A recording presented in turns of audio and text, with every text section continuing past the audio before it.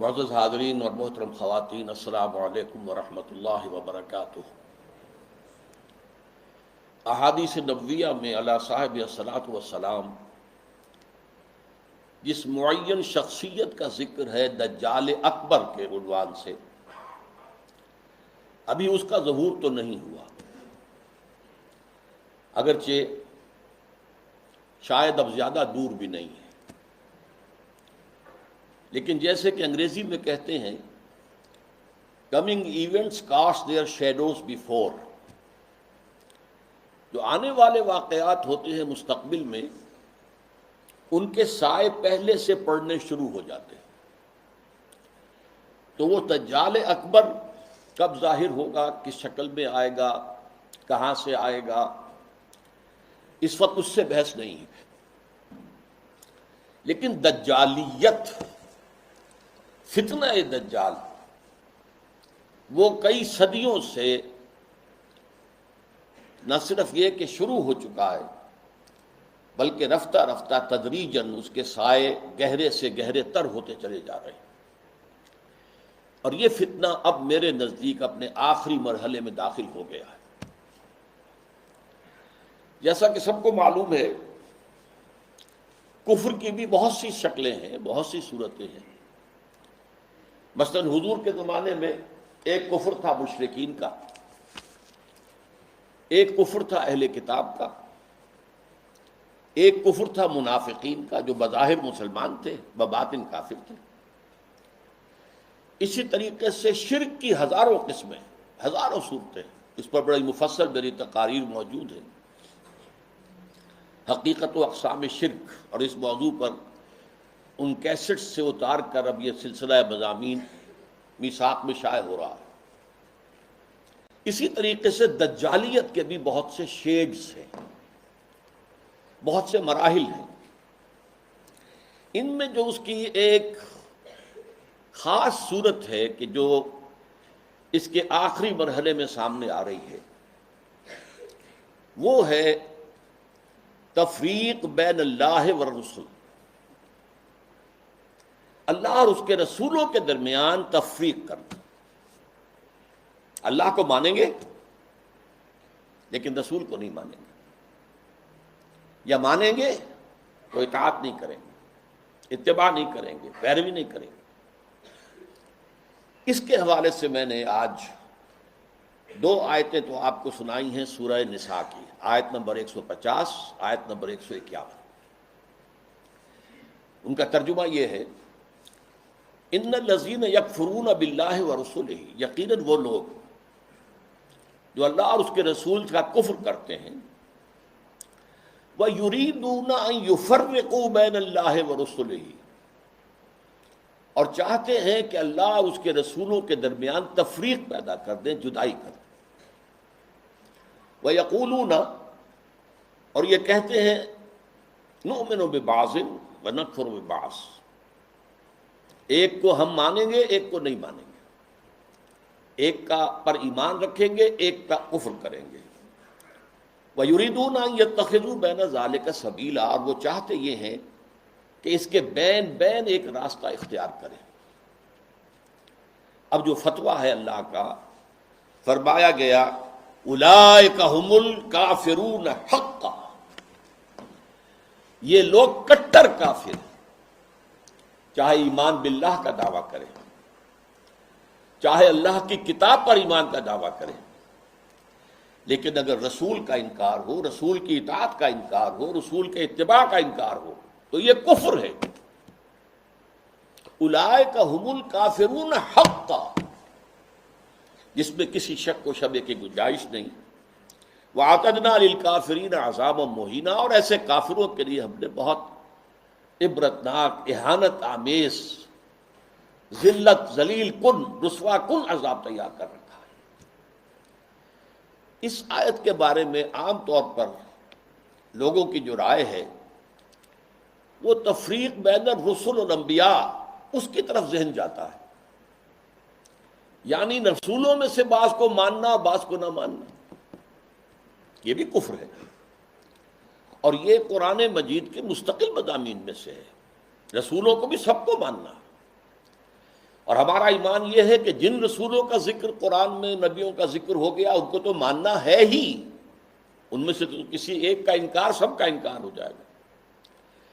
اس کے علاوہ بھی ہمیں معلوم ہے کہ دنیا میں اور بہت سے نبی اور رسول آئے ہیں جن کا ذکر قرآن میں نہیں ہے۔ رسولا قد قصصناہم علیک من قبل ورسلا لم نقصصہم علیک، اے نبی ہم نے بہت سے رسول ایسے بھی ہیں جن کا ذکر آپ کے سامنے کیا ہے پہلے، اور ایسے بھی بہت سے ہیں جن کا ذکر نہیں کیا، لیکن اجمالاً ہم ان سب پر ایمان رکھتے ہیں، یہ ہمارا عقیدہ ہے۔ تعین کے ساتھ انہی کو مانیں گے جن کا ذکر قرآن میں ہوا۔ تو یہ تفریق بین الرسل کا معاملہ بھی قرآن مجید کا ایک مستقل مضمون ہے، جس کے لیے دو مثالیں میں آپ کے سامنے پیش کرتا ہوں۔ سورہ بقرہ کے آخر میں بھی، جو آخری سے پہلی آیت ہے، لاسٹ بٹ ون، اور سورہ بقرہ میں 16ویں رکوع کے آخر میں بھی یہ مضمون آیا ہے۔ 16ویں رکوع میں فرمایا گیا قولوا آمنا باللہ وما انزل الینا وما انزل الی ابراہیم واسماعیل واسحاق ویعقوب والاسباط وما اوتی موسیٰ وعیسیٰ وما اوتی النبیون من ربہم لا نفرق بین احد منہم۔ اے مسلمانوں کہو ہم ایمان لاتے ہیں اللہ پر بھی اور اس پر بھی جو ہم پر نازل کیا گیا، اور اس پر بھی جو ہم سے پہلے نازل کیا گیا، ابراہیم پر، اسماعیل پر، اسحاق پر، یعقوب پر، ان کی اولاد پر، موسیٰ پر، عیسیٰ پر، اور تمام نبیوں کو جو کچھ دیا گیا ہم اس سب پر ایمان رکھتے ہیں، اور لا نفرق بین احد من، ان میں سے کسی کے درمیان تفریق نہیں کرتے، تمام نبیوں کو مانتے ہیں۔ اسی طرح جو سورہ بقرہ کی آخری سے پہلی آیت ہے آمن الرسول بما انزل الیہ من ربہ والمؤمنون کل آمن باللہ وملائکتہ ورسلہ لا نفرق بین احد من رسلہ، ہم اس کے رسولوں میں سے، اللہ کے رسولوں میں سے کسی ایک کی بھی تفریق نہیں کرتے۔ تو تفریق بین الانبیاء والرسل بھی قرآن کا ایک مستقل موضوع ہے۔ اس مقام پر توجہ کی ضرورت ہے۔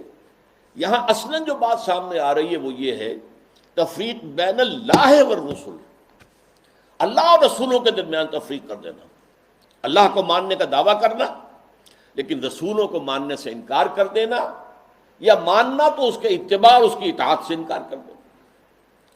یہ در حقیقت ایک اہم ترین جو ہے فتنہ اس وقت جو دجالیت کا سب سے بڑا سیلاب آ رہا ہے، اس کا اصل ہدف یہی ہے، اس کا گول تو یہ ہے کہ اسلامی تہذیب کے جو بچے کھچے اثرات رہ گئے ہیں ان کا صفایا کر دیا جائے، لیکن اس کا حربہ کیا ہے؟ اللہ اور اس کے رسول کے درمیان تفریق۔ اچھا، یہ تفریق جو ہے بین اللہ والرسل، اس کی ایک تاریخ میں آپ کے سامنے پہلے اجمالاً عرض کر دوں۔ آغاز اسلام میں سب سے پہلے اس کا اظہار ہوا ہے، مظاہرہ ہوا ہے یہود کی طرف سے۔ ہم اللہ کو مانتے ہیں، یوم آخر کو مانتے ہیں، ہمیں بھی مسلمان مانو، صاحب ایمان تسلیم کرو۔ یہ جو دوسرا رکوع ہے سورہ بقرہ کا، اس میں اگرچہ منافقین کا تذکرہ بھی ہے لیکن یہاں اصلاً یہود کا ذکر ہے۔ وَمِنَ النَّاسِ مَن يَقُولُ آمَنَّا بِاللَّهِ وَبِالْيَوْمِ الْآخِرِ وَمَا هُم بِمُؤْمِنِينَ، لوگوں میں سے کچھ ایسے بھی ہیں جو کہتے ہیں ہم ایمان رکھتے ہیں اللہ پر بھی، یوم آخر پر بھی، لیکن وہ ہرگز مومن نہیں ہے۔ یخادعون اللہ والذین آمنوا وما یخدعون الا انفسهم وما یشعرون فی قلوبہم مرض فزادہم اللہ مرضا ولہم عذاب علیم بما کانوا یکسبون۔ یہ لوگ جو ہیں کہہ تو رہے ہیں کہ ہم اللہ کو مانتے ہیں، آخرت کو مانتے ہیں، تو ہمیں مانو، صاحب ایمان مانو، مسلمان تسلیم کرو، لیکن وہ ہرگز مومن نہیں ہے۔ وہ دھوکہ دے رہے ہیں اہل ایمان کو اور کوشش کرتے ہیں اللہ کو دھوکہ دینے کی، لیکن یہ کہ انہیں اندازہ نہیں ہے کہ وہ کیا کر رہے ہیں۔ لیکن صاف فرما دیا گیا کہ ان کے لیے عذاب مہین وَلَهُمْ عَذَابٌ عَلِيمٌ، دردناک کے ساتھ۔ تو یہ یہود کی طرف سے دعوت تھا، اور خاص طور پر جو ابتدائی عہد تھا مدینہ کا، جس میں کہ 16-17 مہینے حضور نے بیت المقدس کی طرف رخ کر کے نماز پڑھی ہے، حضور نے اور صحابہ نے۔ اس وقت خاص طور پر ابھی یہودیوں کے کان کھڑے نہیں ہوئے تھے کہ یہ کوئی نیا دین آ گیا ہے یا یہ کوئی نئی امت کی تاسیس ہو رہی ہے، یہ تو ہمارے ہی قبلے کو کی پیروی کر رہے ہیں۔ اسی سے ہمت پا کر ان کو یہ کہنے کا بھی موقع ہوا کہ ہمیں بھی مانو کہ ہم مسلمان ہیں، مومن ہیں، دیکھو اللہ کو مانتے ہیں، آخرت کو مانتے ہیں، اگر ہم محمد کو نہیں مانتے صلی اللہ علیہ وسلم تو کون سی بڑی بات ہے؟ بہرحال قرآن مجید نے فتویٰ دے دیا کہ یہ کافر ہیں، مومن ہرگز نہیں ہے، دھوکہ دے رہے ہیں، ان کے دلوں میں ایک مرض ہے، تکبر ہے، کیوں نہیں مان رہے محمد کو صلی اللہ علیہ وسلم؟ تکبر، اور اس کی وجہ سے اللہ نے ان کے تکبر میں، ان کے مرض میں اضافہ کر دیا ہے، وَلَهُمْ عَذَابٌ عَلِيمٌ بِمَا كَانُوا يَكْسِبُونَ، اور ان کے لیے دردناک عذاب ہے بسبب اس کے کہ جو جھوٹ وہ بول رہے ہیں۔ نمبر 2 پر منافقین نے جو شکل اختیار کی، وہ پورے زور دے کر کہتے تھے کہ ہم اے محمد آپ پر ایمان رکھتے ہیں، لیکن یہ کیا ضروری ہے کہ آپ کو ہر معاملے میں حکم تسلیم کریں؟ یہ کیا ضروری ہے کہ آپ کا ہر حکم بھی مانیں؟ آپ کی رسالت کا کام پورا ہو گیا، آپ نے قرآن لا کر ہمیں اللہ کی کتاب دے دی، اب جو کچھ قرآن میں ہوگا اس کو تو مانیں گے، لیکن یہ کہ آپ کا حکم، آپ کا قول، آپ کا فرمان، آپ کا قانون، یہ کیوں مانیں؟ چنانچہ آپ دیکھیے سورہ منافقون کی پہلی آیت میں سب سے زیادہ شد و بد کے ساتھ وہ ذکر ایمان بالرسول کا کر رہے ہیں۔ اذا جاءك المنافقون قالوا نشهد انك لرسول اللہ، اے نبی جب آپ کے پاس یہ منافق آتے ہیں اور کہتے ہیں کہ ہم گواہ ہیں کہ آپ اللہ کے رسول ہیں، واللہ یعلم انک لرسول، اور اللہ خوب جانتا ہے، اللہ سے بڑھ کر اور کس کو معلوم ہوگا کہ اے محمد آپ اللہ کے رسول ہیں صلی اللہ علیہ وسلم، واللہ یشہد ان المنافقین لکاذبون، لیکن اللہ تعالیٰ گواہی دیتا ہے کہ یہ منافقین جو ہیں یہ جھوٹ بول رہے ہیں، ان کا آپ کی نبوت و رسالت پر وہ ایمان نہیں ہے کہ جو ہونا چاہیے۔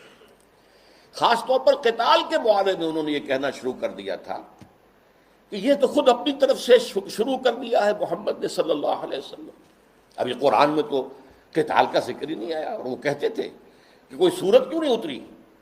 یہ جو چھیڑ چھاڑ مکے والوں سے شروع کر دی ہے، یہ جو ان کے قافلوں کا پیچھا کر رہے ہیں، تعاقب کر رہے ہیں، ان کی ایک پولیٹیکل آئسولیشن اور اکنامک بلاکیٹ کے جو اقدامات کیے، یہ تو خود کیے انہوں نے، اس کا اللہ کی کتاب سے تو کوئی تعلق نہیں ہے۔ اسی پر سورہ محمد نازل ہوئی ہے صلی اللہ علیہ وسلم، لیکن یہ جو معاملہ ہے اس پر بھی فرما دیا گیا کہ یہ کفر ہے۔ فلا وربک لا یؤمنون حتی یحکموک فیما شجر بینہم، تو نہیں اے محمد صلی اللہ علیہ وسلم، آپ کے رب کی قسم، یہ ہرگز مومن نہیں ہوں گے جب تک کہ ہر اس معاملے میں جو ان کے درمیان آئے آپ کو آخری حکم تسلیم نہ کریں، اور اس کے بعد جو فیصلہ آپ کر دیں اس پر یسلموا تسلیما، اس کو تسلیم کریں جیسے کہ تسلیم کرنے کا حق ہے۔ ثم لا یجدوا فی انفسہم حرجا مما قضیت، پھر وہ اپنے سینوں میں تنگی بھی محسوس نہ کریں آپ کے فیصلے پر، یعنی مان تو لیا ہے لیکن سینے کے اندر تنگی ہو رہی، بات یہ غلط ہی ہے، یہ خام خواہ جبرن ماننی پڑ رہی ہے، کیا کریں، مسلمانوں میں اپنے آپ کو شامل کرانا ہی ہے۔ تو فرمایا کہ اگر یہ اپنے سینوں میں بھی تنگی محسوس کریں گے بظاہر اس قول اور آپ کے فیصلے کو تسلیم کرتے ہوئے، تب بھی یہ مومن نہیں۔ فلا وربک لا یؤمنون حتی یحکموک فیما شجر بینہم ثم لا یجدوا فی انفسہم حرجا مما قضیت ویسلموا تسلیما، یہ صاف فیصلہ قرآن کا۔ وما ارسلنا من رسول الا لیطاع باذن اللہ، ہم نے تو رسول جب بھی بھیجا، جو بھی بھیجا، وہ تو اسی لیے بھیجا ہے کہ اس کو اللہ کے حکم سے اس کی اطاعت کی جائے۔ اچھا، میں to cut a long story short, اب میں آ رہا ہوں اس دور پر جب کہ امت مسلمہ، امت محمد صلی اللہ علیہ وسلم کی عمر کا 1000 سال گزر گیا، الف اول ختم ہوا، الف ثانی کا آغاز ہوا۔ اس وقت یہ فتنہ بڑے شد و مد سے ہندوستان میں اٹھا، اکبر اعظم، مغل اعظم، اب تو اس کی جو پکچر ہے وہ بھی پاکستان میں آ گئی ہے، درآمد کر لی گئی ہے، مغل اعظم، اکبر اعظم، اس نے جو دین الہی شروع کیا تھا، اسے دین اکبری بھی کہہ دیا جاتا ہے، اکبر سے نسبت کی طرف کی وجہ سے۔ دین الہی اس کا مطلب کیا تھا؟ اللہ کو مانو، باقی رسولوں کے ماننے سے تفرقہ ہوتا ہے، رسولوں کی شریعتیں جدا ہیں، خود قرآن کہتا ہے سورہ مائدہ میں وَلِكُلٍّ جَعَلْنَا مِنْهُمْ شِرْعَةً وَمِنْهَاجًا، ہم نے ہر ایک کے لیے ایک شریعت مقرر کی ہے، ایک منہاج مقرر کیا، ایک طرز عمل اور ایک جو منہج ہے وہ معین کیا۔ تو جو فرق لوگوں میں آتا ہے وہ رسالت کی وجہ سے آتا ہے۔ اللہ تو سب کا ایک ہے، وہ تو یہ ہے کہ لوگ مختلف ناموں سے اللہ کو پکارتے ہیں، پرمیشور کہہ لیں، مہادیو کہہ لیں، اور جو بھی آپ چاہیں پرماتما کہہ لیں، اللہ کہہ لیں، یہ سب سے کیا فرق واقع ہوتا ہے؟ وہ ایک ہی ہے، ایک ہی حقیقت ہے، بس اس کو مانو، اس کو پوجو، اس سے محبت کرو، اس سے لو لگاؤ، اس کا قرب حاصل کرو، باقی ان چیزوں کو چھوڑو، ان کی کوئی حیثیت نہیں۔ اس فتنے کے پیچھے اس کی سیاسی حکمت عملی بھی تھی۔ ہندوستان کے حالات کو یقیناً یہ کہ اگرچہ وہ ان پڑھ تھا، بالکل ان پڑھ، لیکن ذہین بہت تھا، اندازہ کر لیا تھا کہ ہندوستان کا اصل مسئلہ یہی مذہبی تفاوت اور فرق ہے، لہذا کوئی شکل ایسی ہو کہ اس تفرقے کو مٹا دیا جائے، اور اس کی شکل یہ شریعت کا اور رسالت کا تصور جو ہے بیچ میں سے نکال دیا جائے، تو اللہ کے اوپر، اللہ کو رام کہہ لو، رحمان کہہ لو، کیا فرق واقع ہوتا ہے؟ اس سے یہ ہے کہ یکجہتی پیدا ہو جائے گی۔ ہندو عورتوں سے شادی کی، یہاں تک کہ اس کا جانشین جہانگیر سلیم شہزادہ، وہ بھی ایک ہندو، اجودھا بائی جو ہے اس کے وطن سے پیدا ہوا، ہندوؤں سے شادیاں کی، کئی جو ہیں اس کی رانیاں تھیں، تلک بھی لگا لیتا تھا، بتوں کو بھی پوجا کر لیتا تھا، ڈنڈوت کر دیتا تھا، ہر رانی کے ہاں موجود ہے بت، وہاں گیا تو وہاں بھی اس نے سجدہ کر دیا، یا کم سے کم سر جھکا لیا، ہاتھ جوڑ کے کھڑا ہو گیا۔ یہ سارا فتنہ اس نے شروع کیا تھا ایک پولیٹیکل وزڈم کے تحت، لیکن اس کی ایک تائید ہو رہی تھی، اور وہ تصوف کے جس میں ہمہ اوست اور وحدت الوجود گڑبڑ ہو گئے تھے، pantheism and unity of existence, یہ دو چیزیں علیحدہ ہیں، فرق باریک سا ہے، عوام اس فرق کو سمجھنے سے قاصر ہے۔ یہاں کے تصوف میں یہ دونوں چیزیں گڑبڑ ہو گئی۔ ہمارے ہاں بھی صوفی شاعر نے کہا ہے نا، مسجد مندر ہکڑو نور، یہ سرائے کی علاقے کے بہت بڑے صوفی، مسجد میں اور مندر میں ایک ہی نور ہے، نور تو ایک ہی ہے، رام کہہ لو، رحمان کہہ لو، کیا فرق پڑتا؟ آپ کے لاہور میں مزار ہے کس کا؟ مادھو لال حسین، ابھی مادھو لال ہندو نام، حسین کا اس کے اندر لاحقہ لگا دیا۔ تو یہ تصوف جو ہے، یہ اور اکبر کی حکمت عملی نے مل کر ایک اتنا بڑا فتنہ شروع کیا کہ محمد کی شریعت اور محمد کی رسالت کا دور ختم ہو گیا صلی اللہ علیہ وسلم۔ وہ 1000 سال کے لیے تھا، کیونکہ قرآن مجید میں 2 جگہ یہ بات آئی ہے کہ اللہ کا ایک دن تمہارے حساب سے 1000 سال کا بنتا ہے۔ وہ ایک دن اللہ کا ختم ہو گیا، اور یہ جو شریعت محمدی اور نبوت محمدی کا دور تھا وہ ختم ہوا۔ اب یہ ایک نیا دور ہے، اس میں جو ہے وہ دین الہی چلے گا۔ اس فتنے کا توڑ کیا حضرت مجدد الف ثانی۔ میں نے کہا تھا نا، یہ الف ثانی کے آغاز میں فتنہ اٹھا، امت کی عمر کا دوسرا ہزارواں جو ہے دور وہ شروع ہو رہا تھا، 1000 سالہ دور۔ تو وہ فتنہ جو تھا الف ثانی کا، اس کا توڑ کرنے کے لیے اللہ نے جس مجدد کو اٹھایا ہے، اس کا وہ نام ہی پڑ گیا مجدد الف ثانی رحمۃ اللہ علیہ، شیخ احمد سرہندی۔ اس نے توڑ کیا، جس کے بارے میں اقبال کہتا ہے، گردن نہ جھکی جس کی جہانگیر کے آگے، جس کے نفس گرم سے ہے گرمی احرار۔ وہ ہند میں سرمایہ ملت کا نگہباں، اللہ نے بر وقت کیا جس کو خبردار۔ ملت تو ختم ہو رہی تھی، اس لیے کہ ملت کی جو بنیاد جو ہے وہ حضور صلی اللہ علیہ وسلم کے اتباع اور اطاعت پر ہے۔ محض قرآن پر تو نظام کوئی بنتا ہی نہیں سرے سے، نماز کا نظام نہیں بنتا، اور کیا نظام بنے گا؟ نماز کا نظام کہاں بنے گا قرآن پر؟ تاکیدی حکم ہے، نماز قائم کرو، نماز قائم کرو، نماز قائم کرو۔ وہ 5 نمازوں کا ذکر کہاں ہے؟ یہ ان رکعتوں کا ذکر کہاں ہے کہ فجر کی 2 ہیں، فرض جو رکعتیں ہیں، اور ظہر اور عصر کی 4 ہیں، مغرب کی 3 ہیں، عشاء کی پھر 4؟ کہاں ہے؟ قرآن میں تو کہیں نہیں۔ اس لیے نظام اگر بنتا ہے، یہاں تک کہ نماز کا نظام بھی وہ سنت سے بنتا ہے، ملت بنتی ہے تو سنت سے بنتی ہے۔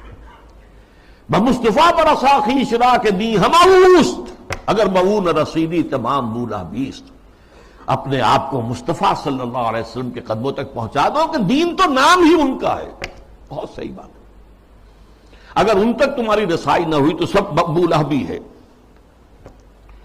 یہی فتنہ پھر 19ویں صدی میں سامنے آیا ہے۔ اب یہ ایک ہندو کے ذریعے سے آیا۔ راجہ رام موہن رائے بہت بڑا عالم تھا، فارسی کا، عربی کا، اردو کا، ہندی تو اس کی زبان تھی، اور ہندوؤں میں جو احیاء ہوا ہے ان کا قومی سطح پر، وہ جن اشخاص کا مرہون منت ہے ان میں بہت بڑے مقام پر راجہ رام موہن رائے ہے، اور یہ موحد تھا، موحد کامل۔ چنانچہ انگریز جب آ چکے، آپ کو معلوم ہے 18ویں صدی میں آ گیا تھا انگریز، جنگ پلاسی کے بعد سے بنگال پر اس کا قبضہ ہو چکا تھا، اس کے بعد رفتہ رفتہ وہ سیلاب آگے آ رہا تھا۔ کلکتے ہی میں انہوں نے پہلا پریس قائم کیا، پہلا کالج قائم کیا، انجیلیں اردو میں ترجمہ کر کے، مقامی زبانوں میں ترجمہ کر کر کے لاکھوں کی تعداد میں پھیلا دی۔ اس فتنے میں مسلمان جو نہیں بہے، اس کے ایک اور بھی اسباب ہیں اللہ کے فضل و کرم سے، لیکن ایک بہت بڑا ذریعہ راجہ رام موہن رائے بنا۔ آئینہ تسلیم کے نام، آئینہ تسلیس کے نام سے اس نے کتاب لکھی، جس میں توحید کا اس بات کی، مسلمانوں کی طرف سے دفاع کی۔ لیکن اس شخص نے بھی وہی دین الہی کی طرح یہ تفرقہ جو ہے مسلمان اور ہندوؤں کے مابین، اس کو دور کرنے کی ایک ہی شکل ہے، اور وہ یہ ہے کہ ان کے اندر اتحاد پیدا کیا جائے خدا کے نام پر۔ چنانچہ اس نے ایک خاص مجلس قائم کی، ایک خاص اس کا فرقہ بن گیا برہمو سماج۔ برہما کہتے ہیں خدا کو، برہمو سماج یعنی جس طرح دین الہی اسی طرح برہمو سماج، وہ یہ ہے کہ ایک برہما کو مان لو، بس خدا کو مان لو، جو تم اللہ کہہ لو، ہم اسے پرمیشور کہہ لیں، برہما کہہ لیں، جو چاہیں کہہ لیں، لیکن یہ ہے کہ باقی چیزیں جو ہیں ان کو ذرا پسے پش ڈال دو، ان کی اہمیت کم کر دو۔ تو برہمو سماج جو ہے اس نے پیدا کیا۔ اس کا انتقال 1833 میں ہوا تھا۔ اس کو پھر 20ویں صدی میں تازہ کیا ہے گاندھی نے، متحدہ قومیت کے لیے۔ اس کی بھی ایک سیاسی بصیرت تھی۔ انگریز کی غلامی سے نجات پانے کی کوئی صورت نہیں ہے جب تک کہ مسلمان اور ہندو متفق نہ ہو، متحد نہ ہو، اور ان کے اتحاد میں جو چیز حائل ہے وہ شریعت ہے، قانون ہے، تہذیب ہے مسلمانوں کی۔ تو جب تک ان کو گڈمٹ کر کے ایک ہاون دستے میں ڈال کر کوٹ کر پیس کر ایک نہ بنا دیا جائے، تب تک یہ متحد نہیں ہو سکتے، اور جب تک یہ متحد نہیں ہوں گے آزادی نہیں ہو سکتی۔ اسی کی وجہ ہے کہ اس کی پرارتھنا جو ہوتی تھی صبح ہی صبح، اس میں گیتا بھی پڑھی جاتی تھی، قرآن کی تلاوت بھی ہوتی تھی، گرو گرنتھ کو بھی پڑھ کے سنایا جاتا تھا، تاکہ معلوم ہو یہ سب ایک ہیں بھائی، اس میں کیا فرق واقع ہوتا۔ یہ فتنہ اس شد و مت سے اٹھا تھا، متحدہ قومیت۔ علماء کی کتنی بڑی تعداد تھی جو کہ مولانا حسین احمد مدنی رحمۃ اللہ علیہ کی سرکردگی میں اس متحدہ قومیت کی قائل ہو گئی، اور مان لیا انہوں نے کہ آج کل تو دنیا میں قومیں جو ہیں وطن کی بنیاد پر بنتی، وطنیت۔ مولانا ابوالکلام آزاد بھی اس فتنے کا شکار ہوئے۔ اس فتنے کا توڑ کیا ہے جس شخص کو خصوصی نسبت تھی مجدد الفسانی سے رحمت اللہ علیہ، یعنی علامہ اقبال۔ کہ مسلمانوں کی قومیت کی بنیاد وطن نہیں ہے، مذہب ہے، اور مذہب جو ہے وہ نام ہے محمد صلی اللہ علیہ وسلم کے اطاعت اور اتباع کا۔ وطنیت کے بارے میں جو کچھ انہوں نے کہا، اس دور میں اور ہے، جام اور ہے، جم اور، ساقی نے بنا کی روش لطف و ستم اور، تہذیب کے آزر نے ترشوائے صنم اور، مسلم نے بھی تعمیر کیا اپنا حرم اور، ان تازہ خداؤں میں بڑا سب سے وطن ہے، جو پیرہن اس کا ہے وہ مذہب کا کفن ہے۔ یہ وہی بات جو مجدد الفسانی نے کہی تھی، اسی بات کو علامہ اقبال نے کہا ہے، اور ان کی بڑی گہری باہمی نسبت ہے۔ چوتھے نمبر پر پھر جب انگریز کا یہاں پر پورا تسلط ہو گیا 1857 کے بعد، تو فتنہ انکار حدیث پیدا ہوا، سنت رسول کا استخفاف۔ یہ چونکہ مغرب سے درآمد شدہ فلسفہ اور نظریات اور مغرب سے درآمد شدہ سائنس کے زیر اثر تھا، لہذا یہ فتنہ پورے عالم اسلام میں ہوا، اگرچہ اس کے مرکز دو بنے ہیں، ایک ہندوستان اور دوسرے مصر۔ مصر ثقافتی اعتبار سے عالم عرب کا امام، اور عجمی اسلام جو ہے اس میں سب سے اہمیت، سب سے بڑھ کر وہ ہندوستان کو تھی۔ تقریباً پوری دنیا کی جو مسلمانوں کی آبادی ہے اس کا تہائی ہندوستان میں ہوتا تھا، آج بھی ایسا ہی ہے۔ 40 کروڑ سے زائد جو ہیں وہ بھارت اور پاکستان اور بنگلہ دیش میں ہیں، 125 کروڑ کل جو ہے مسلمان، ایک تہائی تعداد تو یہاں ہوتی تھی۔ اور یہاں پہ ظاہر بات ہے کہ ثقافت کا بہت بڑا مرکز، علم کا۔ اس میں جو آغاز ہوا سر سید احمد خان سر خیل، اس کے بعد یہ کہ یہاں بھی علماء، اور علماء بھی جو اہل حدیث تھے، وہ اس کا شکار ہوئے۔ مولانا عبداللہ چکڑالوی، چکڑالہ یہ چکوال کے قریب ہے، وہاں کے بہت بڑے عالم اہل حدیث، وہ اسی فتنہ انکار حدیث میں مبتلا ہوئے، پھیلایا انہوں نے بڑے پیمانے پر۔ اسی طرح مولانا اسلم جیراج پوری یو پی کے، انہوں نے اس فتنے کو بھڑکایا، وہ بھی اہل حدیث سے مسلک۔ اسی طریقے سے مولانا تمنا عبادی، نیاز فتح پوری، بہت عمدہ مضمون نگار، انشا پرداس۔ غلام جیلانی برق، اگرچہ اس کی آخر میں ہدایت ہو گئی، لیکن سب سے بڑھ کر یہ فتنہ جس شخص سے پھیلا ہے وہ غلام احمد پرویز۔ اس کا لکھنے کا اسلوب بھی بڑا اچھا تھا، دلکش تھا، تقریر کا اسلوب بھی بہت اچھا تھا اور دلکش تھا۔ اور یہ جان لیجئے فتنہ وہی شخص برپا کر سکتا ہے جس میں صلاحیت ہوتی ہے۔ عام آدمی کیا فتنہ برپا کرے گا، اور کرے گا تو پھیلائے گا کیسے؟ تحریر و تقریر سے فتنہ جو ہے وہ پھیلتا ہے، پروان چڑھتا ہے، اور ان دونوں چیزوں پر اس شخص کو بڑی دسترس حاصل تھی۔ دیکھیے یہ دو غلام احمد پنجاب نے پیدا کیے۔ غلام احمد قادیانی، اس نے ختم نبوت کی مہر توڑ دی، اجرائے وحی، اجرائے نبوت کا دعویٰ کر دیا۔ اور غلام احمد پرویز، اس نے اور دوسری اعتبار سے نبوت و رسالت کو زخم لگائے کہ نبی کی رسالت جو ہے وہ ٹھیک ہے، ہم مانتے ہیں، لیکن نبی کی اطاعت اور اس کا اتباع یہ صرف ان کی زندگی تک تھا۔ یہ فتنہ جو ہے پرویزیت، یہ آج بھی جاری ہے۔ اس کے کچھ کیسٹس ہیں جو آج بھی پھیل رہے ہیں، نہ صرف پاکستان کے مختلف حصوں اور علاقوں میں، بلکہ اور باقی باہر کے ممالک کے اندر بھی چھوٹے چھوٹے جو ہیں ان کی جو بزم بنتی ہے، بزم طلوع اسلام جیسے یہاں پر ہوتی تھی، طلوع اسلام اس کا رسالہ تھا، تو ایسی بزمیں بنتی ہیں اور اس کے اندر لوگ جمع ہو کر اور یہ اس کے کیسٹ سنتے ہیں، اس کی تقریریں سنتے ہیں۔ یہ فتنہ کیا تھا، اس کو میں یہ چاہتا ہوں کہ give the devil his due, شیطان کو بھی جو اس کا حق ہے وہ دینا چاہیے۔ اس نے کبھی انکار نہیں کیا مطلقاً حدیث کا، بلکہ اس کا موقف اصل میں کیا وہ سمجھ لیجئے۔ نمبر 1، دائمی ہدایت اور دائمی قانون صرف قرآن کا ہے۔ سنت رسول کے حکم پر چلنا، قرآن میں جہاں بھی آیا آتی ہے الرسول، اس سے مراد کیا ہے؟ اس وقت رسول امیر بھی تھے مسلمانوں کے، تو یہ اطاعت امیر کا ہے۔ وہ سربراہ مملکت بھی بن گئے مدینے میں، تو اطاعت جو ہے وہ حکمران کی ہے۔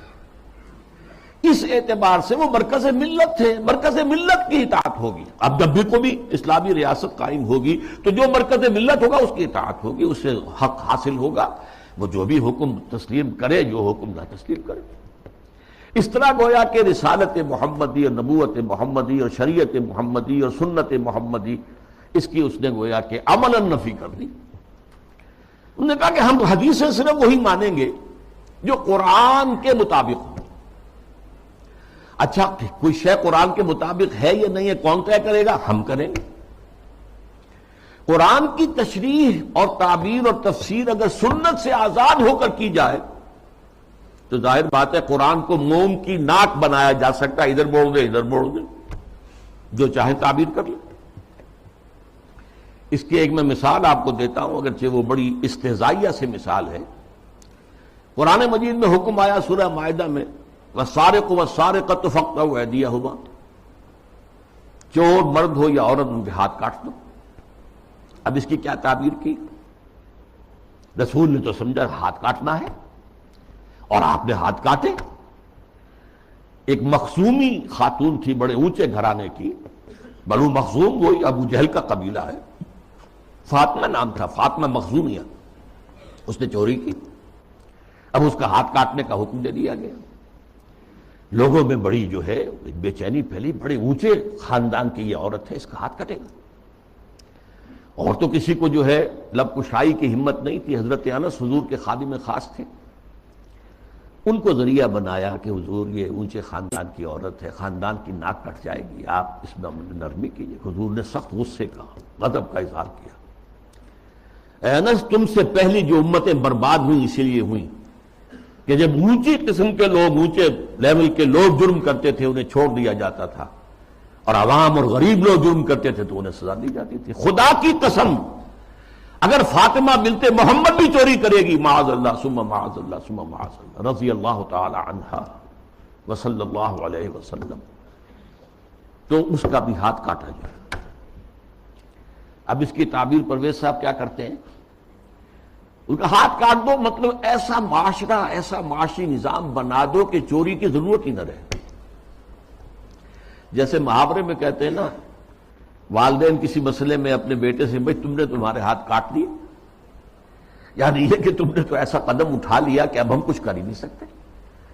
یہ گویا کہ اس محاورے پر لے آیا، ان کے ہاتھ کاٹ دو یعنی ایسا ماحول پیدا کر دو، ایسا سوشلسٹ نظام برپا کر دو کہ جس میں ہر ایک شخص کی ضرورت پوری ہو رہی ہے تو کہا کو چوری کرے گا۔ یہ ہاتھ کاٹ دو کا مفہوم ہے، یہ نہیں ہے، یہ تو مولویوں نے بنا لیا ہے، اور یہ غلط تصور ہے کہ ہاتھ کاٹے جائیں۔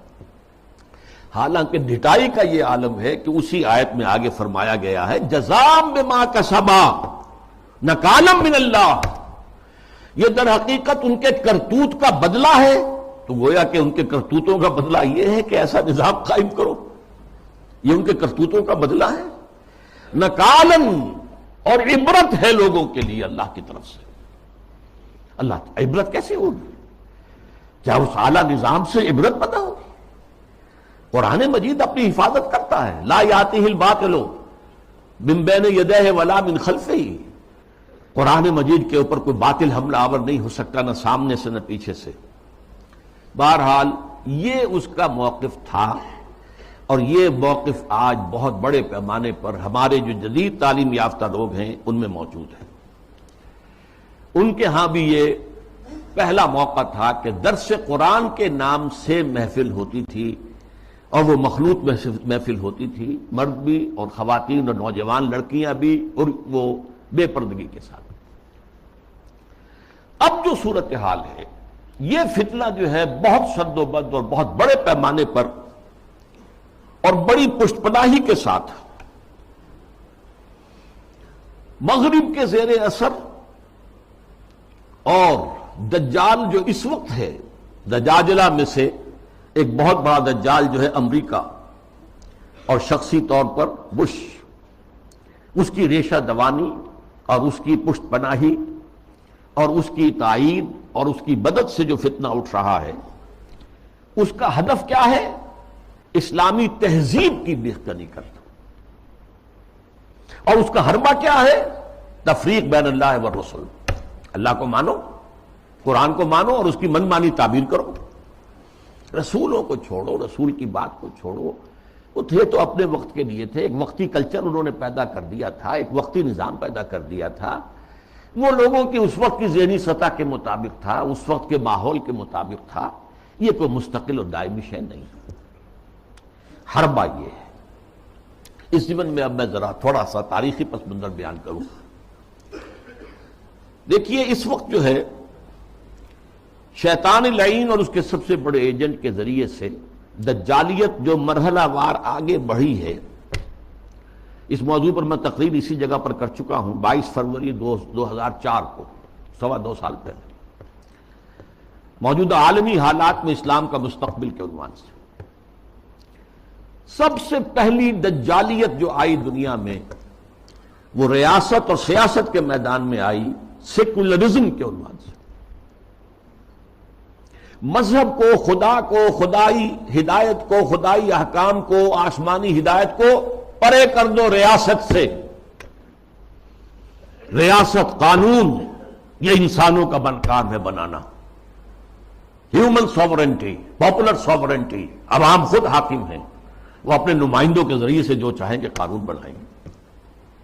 رکھ دو اللہ کو مسجد میں بند کرو اور خدا کو جو ہے جہاں چاہو بند کر دو، ہمارے ایوان حکومت میں نہیں آئے گا، ہمارے قانون ساز ادارے میں وہ نہیں آئے گا، حاکمیت اس کی نہیں ہے، حاکمیت عوام کی۔ یہ دجالیت کا یہ سب سے بڑا وار، سب سے پہلا چیز ہی سب سے اہم بھی ہوتی ہے، اور یہ گلوبل ہو چکی ہے پوری دنیا میں، پوری دنیا۔ واقعہ یہ ہے کہ اللہ کے خلاف، خدا کے خلاف اس سے بڑی بغاوت آج تک نہیں ہوئی۔ اس سے پہلے کیا ہوتا تھا؟ ایک بڑے خدا کو ماننے کے ساتھ چھوٹے چھوٹے خدا بھی مان لیے، بس شرک ہوتا تھا۔ لیکن خدا کو اس طرح انسانی معاملات، اور خاص طور پر ظاہر بات ہے ریاست اور سیاست اور قانون، یہی تو سب سے بڑی چیزیں ہوتی، ان سے بے دخل کر دینا خدا کا، یہ اس دور میں ہوا۔ نمبر 2 دور آیا معیشت کا۔ معیشت کی بنیاد انٹرسٹ بیسڈ کیپٹلزم پر کر کے، آسمانی شریعتوں کے نزدیک سب سے بڑا گناہ جو ہے عمل میں، وہ سود ہے۔ عقائد میں شرک ناقابل معافی، ان اللہ لا یغفر ان یشرک بہ ویغفر ما دون ذلک لمن یشاء۔ اعمال میں سود، جس پر اللہ اس کے رسول کی طرف سے اعلان جنگ ہے، وہ سود مرکزی شے بن گیا معیشت کی۔ بینکنگ، انٹرسٹ، کیپٹلزم، یہ بھی گلوبل ہو چکا ہے فتنہ، پوری دنیا، مسلم غیر مسلم، مشرقی مغربی، سب ہر جگہ۔ اب تیسرا وار جو آ رہا ہے یا شروع ہو چکا ہے کافی بڑے پیمانے پر، اور مغرب اور اس کے زیر اثر جو دوسرے ممالک ہیں ان کے اندر تو وہی آ چکا ہے پورے طور پر۔ ابھی عالم اسلام میں پورے طور سے نہیں آیا ہے، جس کے لیے بڑی ایک منظم سازش کے ساتھ بڑی جد و جہد ہو رہی ہے۔ وہ کیا ہے؟ شرم و حیا، عفت و عصمت کے تصورات، اور ستر و حجاب کے قوانین اور ضابطوں کے خلاف، اس سے آزاد تہذیب اور معاشرت۔ جیسا کہ میں نے عرض کیا، یہ شرم و حیا، عصمت و عفت کے تصورات، کہ یہ بھی کوئی بڑی اعلیٰ قدر ہے، ستر و حجاب یہ بھی کوئی احکام ہے، ان سب کی نفی اسلامی تہذیب کو اس وقت سب سے بڑا چیلنج اس سے، اس لیے کہ یہ اسلامی تہذیب کا بنیادی نقطہ ہے، اہم ترین ہے۔ اس ضمن میں دیکھیے، سب سے پہلے امریکہ میں ان کے جو تھنک ٹینکس ہوتے ہیں، بڑے بڑے مفکر ہوتے ہیں، تھنکرز ہوتے ہیں، وہ چیزیں لکھتے ہیں، اور وہ گویا کہ ایک طرح کی رہنمائی ہوتی ہے حکومت کے لیے۔ سیموئل پی ہنٹنگٹن نے لکھی کتاب، بلکہ مقالہ، تہذیبوں کا ٹکراؤ۔ اب ہمارا اصل معاملہ ہماری تہذیب کا مسلم تہذیب سے ٹکراؤ ہے، تہذیبوں کا ٹکراؤ، کلیش آف سویلائزیشنز۔ اور اس میں اس نے تجزیہ کیا، یہ چیزیں پہلے بھی بیان ہوئی ہیں، لیکن اس وقت ایک خاص موضوع کے تحت میں ترتیب کے ساتھ ان چیزوں کو لا رہا ہوں۔ اس نے کہا کہ ٹوائنبی نے کہا ہے کہ دنیا میں آج تک کل 20 تہذیبیں قائم ہوئیں، ان میں سے 12 تو مر چکی، ختم ہو گئی، نسیم منسیہ ہو گئی، 8 ابھی موجود ہیں۔ ایک ہماری مغربی تہذیب ہے، 7 اور ہیں۔ ان 7 میں سے بھی 5 تو ایسی ہیں جنہیں ہم آسانی سے ایسیمیلیٹ کر سکتے ہیں۔ انڈین سویلائزیشن آسانی سے ایسیمیلیٹ ہو گئی، وہی کلچر، وہی تہذیب، وہی بے پردگی، وہی اریانی پہلے بھی تھی اب بھی آ گئی، وہی ناچ گانا وہ پہلے بھی تھا اب اور زیادہ ہو گیا، لہذا تہذیبی ٹکراؤ وہاں تو ہے ہی نہیں۔ تو ایک دو جو تہذیبیں ہیں وہ ہمارے لیے چیلنج ہیں، وہ لوہے کے چنے ہیں، انہیں چبانے میں وقت لگے گا۔ ایک مسلم سویلائزیشن اور ایک کنفیوشین سویلائزیشن۔ کنفیوشین سویلائزیشن کے بارے میں تو میں اس وقت نہیں سمجھا تھا کہ یہ کیا واقعی کوئی چین کے اندر یا اس کے آس پاس کے ممالک میں جو بدھ مت کے پیروکار شمار ہوتے ہیں، کوئی واقعی کوئی تہذیب کنفیوشس کے حوالے سے ہے؟ ابھی حال ہی میں نیوز ویک کا ایک پرچہ چھپا ہے جس کا مین مضمون تھا کنفیوشس کا احیاء، ریوائول۔ تو یہ ہو رہا ہے چین میں اس وقت۔ لیکن یہ کہ اصل ہمارا جو مطلب ہے اس وقت، ہمارا موضوع ہے وہ مسلم سویلائزیشن ہے۔ اس نے اسے بھی شمار کیا ہے کہ یہ بھی ہمارے لیے بہت بڑا چیلنج۔ اب ذرا اسلامی تہذیب کا ایک تاریخی جائزہ، شرم و حیا، عفت و عصمت اور ستر و حجاب کے احکام پر مبنی اسلامی تہذیب، اس کا ایک تاریخی جائزہ۔ دیکھیے نبی اکرم صلی اللہ علیہ وسلم نے فرمایا تھا، وہ حدیث میں نے شروع میں آپ کو سنائی ہے، بدأ الاسلام غریبا وسیعود کما بدا۔ اسلام کا آغاز جب ہوا ہے تو وہ بہت اجنبی سا تھا، نامانوس، لوگ سمجھتے نہیں تھے یہ کیا نئی باتیں ہیں۔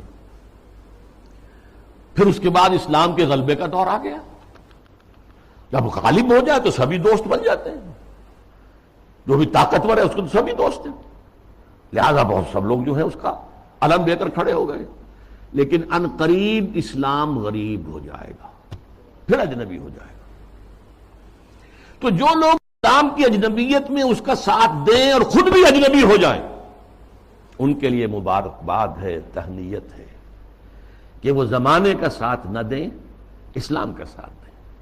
چاہے کہا جائے کہ یہ بڑے فنڈامنٹلسٹ ہیں، یہ بڑے کٹھ ملا ہیں، یہ بڑے دقیانوسی ہیں، یہ بڑے تنگ نظر ہیں، یہ بڑے رجت پسند ہیں، جو چاہے کہیں، لیکن جو اسلام کے ساتھ چمٹے رہیں گے ان کے لیے فطوبیٰ للغرباء۔ اب اس کا تاریخی تجزیہ کیا ہے؟ دیکھیے اسلام پر اجنبیت کا پہلا پردہ یا پہلا سایہ تو پڑ گیا خلافت راشدہ کے فوراً بعد۔ حکومت و ریاست کے میدان میں امرہم شورا بینہم کے بعد ختم ہوئی اور ملوکیت، شہنشاہیت کا آغاز ہو گیا۔ اب اس کی تفصیل میں اس وقت نہیں جاؤں گا۔ بنو امیہ، بنو عباس، پھر اس کے بعد جو بادشاہتیں بنی، مغلوں کی حکومت، صفویوں کی حکومت، ترکوں کی حکومتیں، یہ تھی۔ یہ وہاں پر وہ خلافت کی بنیادی بات یہ نہیں تھی کہ چنو اپنے میں سے بہترین کو اور پھر اس کا حوالے کرو۔ ان اللہ یامرکم ان تؤدوا الامانات الی اہلھا، جو اہل ہو ان کے ذمہ داریاں جو ہیں ان کے ذمہ لگاؤ۔ اس کو ختم کر دیا گیا۔ اب جس کی لاٹھی اس کی بھینس۔ بنی امیہ کی طاقت زیادہ ہے، عصبیت شدید ہے، لہذا وہ آئے، انہوں نے حکومت قائم کر لی۔ تو یہ پہلا دور تھا اجنبیت کا، پہلا پردہ پڑا اسلام پر۔ دوسرا پردہ کچھ عرصے کے بعد جب ملوکیت نے خوب پنجے گاڑ لیے، مضبوطی ہو گئی اور ملوکیت شہنشاہیت میں تبدیل ہو گئی، یہ دور بنو عباس ہے۔ اس میں معیشت کے میدان میں بھی آ گیا معاملہ۔ ایک طرف جاگیرداری جو ملوکیت کی بنیاد ہوتی ہے، ہر جگہ مشرق و مغرب میں شہنشاہیت اور بادشاہیت میں آپ کو جاگیرداری ملے گی۔ جاگیردار ہوتے 30,000 منصبدار، 20,000 منصبدار، ان پر حکومت قائم ہوتی اور ان کے لیے ضروری ہے مزارعت۔ آپ نے بہت بڑی جاگیر دے دی ہے، لیکن کیا وہ شخص خود کاشت کر لے گا؟ وہ تو کسی کو بٹائی پر کاشت کے لیے دے گا نا۔ یہ زمین کا سود ہے جو سب سے پہلے اسلام میں داخل ہوا، جس کو حرام مطلق قرار دیتے ہیں امام ابو حنیفہ بھی رحمت اللہ علیہ، جو اصحاب الرائے کے سر خیل ہیں، امام ہیں، اور امام مالک بھی رحمت اللہ علیہ جو اصحاب الحدیث کے سر خیل ہیں اور سب سے بڑے ان کے نمایاں ہیں۔ لیکن یہ شام، اور پھر بیع مؤجل، بیع مرابحہ کے عنوان سے نقد کے معاملے میں بھی جو ہے، کرنسی کے معاملے میں بھی وہ ایک سود کی ہلکی سی شکل داخل ہے۔ یہ دوسرا دجالیت کا دور پوری دنیا میں بھی آیا، بینکنگ، انٹرسٹ بیسڈ کیپٹلزم، اور کچھ اسلامی ممالک کے اندر بھی، جیسا کہ میں نے عرض کیا کہ اس راستے سے چور دروازوں سے داخل ہوا۔ اب جو اس کا ہے مسئلہ وہ ہے معاشرت اور تہذیب پر۔ اس کی وجہ کیا ہے؟ اس تمام دور میں مسلمانوں کی تہذیب، ان کا طرز بود و باش، ان کی معاشرت اور ان کا عائلی نظام، ان کا خاندانی نظام، ان کے عائلی قوانین انٹیکٹ رہے. چاہے دور ملوکیت جو ہے بنو امیہ کا تھا، وہ دور ملوکیت بنو عباس کا تھا، اور چاہے اور دوسرے بادشاہوں کے دور تھے، اس میں جہاں ریاست اور سیاست کی سطح پر جو ہے وہ پردہ پڑ گیا، پھر معیشت کے معاملے میں بھی پردہ پڑ گیا، تہذیب وہی رہی. وہی تہذیب، وہی مشرق سے مغرب تک مسلمانوں کی معاشرت، عائلی قوانین سب وہی رہے، جو کہ تو رہے. مسلم کلچر وجود میں آیا ہے، چنانچہ مسلم آرکیٹیکچر وجود میں آیا. یہ مورش آرکیٹیکچر جو ہے دنیا میں مشہور ہوا، اسپین کے اندر خاص طور پر مکان بنانے کا ایک خاص انداز. زنان خانہ علیحدہ ہے، مردانہ علیحدہ ہے. پہلے مردانہ ہے، پھر اس کے بعد ڈیوری آئے گی اور زنانہ جو ہے وہ حصہ شروع ہوگا. باہر سے جو آئے گا وہ یہاں بیٹھے گا، مردانے میں قیام کرے گا. زنان خانے کے اندر جو ہے وہ تو صرف محرم جائیں گے اور کوئی نہیں جا سکتا. اس تہذیب کی بنیاد وہ جو اسلامی تہذیب تھی، اس پر، اسی پر ایک آرٹ مسلمانوں کا قائم ہوا. خطاطی دنیا میں بہت بڑا آرٹ بن گیا، بہت بڑا آرٹ. ہاتھ سے، منہ قلم سے جو آرٹ پیدا کیا ہے وہ خطاطی کی شکل میں آیا، یا عام بظاہر فطرت کی نقاشی. تو یہ ہے جو میری بات ہے وہ سمجھ لیجئے کہ تہذیب میں فرق نہیں آیا، عائلی نظام میں فرق نہیں آیا، معاشرتی اقدار میں فرق نہیں آیا، چاہے سیاسی اور معاشی اعتبار سے دجالیت جو ہے مختلف ادوار سے گزر کر آ گئی. اب ظاہر بات ہے کہ دجالیت کا آخری حملہ جو ہے وہ اس تہذیب پر ہے. چادر اور چار دیواری کا جو حصار ہے، قلعہ ہے، اس کو توڑ دو، منہدم کر دو، مخلوط معاشرت قائم کرو. بے پردگی، عریانی، فحاشی اور مخلوط معاشرت جو ہے اس کو عام کرو، فروغ دو، پھیلاؤ. آزاد شہوت رانی، اس کو فروغ دو، جس کے نتیجے میں شادی کا مقدس جو ایک بندھن ہے اس کی حیثیت ختم ہو جائے.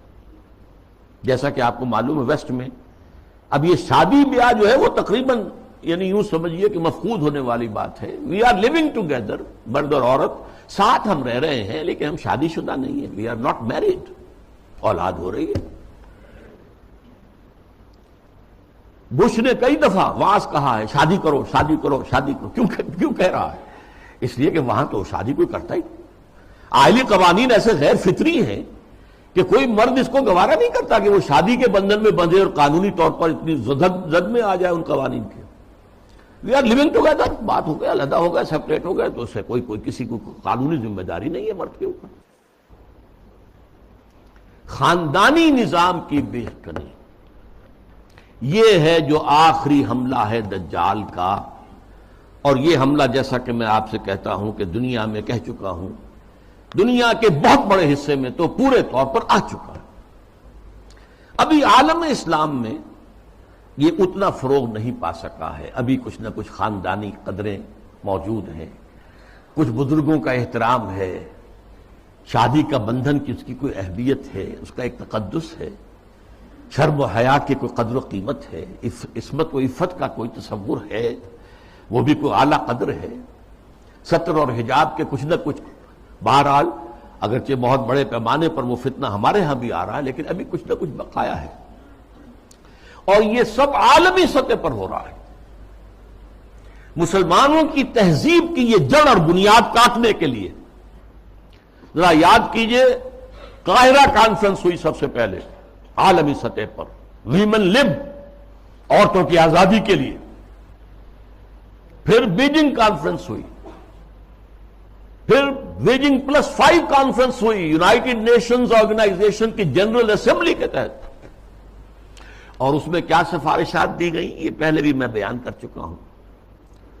نمبر 1، ہومو سیکسولیٹی کو کوئی عیب نہ سمجھا جائے. یہ بھی انسان کا ایک طبعی تقاضا ہے. مرد مرد سے، عورت عورت سے شہوت رانی کرے. یہاں تک کہ مرد اور مرد کی شادی اور عورت کی شادی، ایک مرد جو ہے وہ شوہر ہے، دوسرا مرد بیوی ہے. ایک عورت شوہر کے درجے میں ہے، دوسری عورت بیوی کے درجے میں. اسی طریقے سے یہ جو تم کہتے ہو عصمت فروش عورتوں کو پروسٹیٹیوٹس، یہ بڑا گندا لفظ استعمال کرتے ہو. ان کو اس کو بھی اس کا احترام ہونا چاہیے. وہ بھی ایک پیشہ ہے، ایک محنت ہے.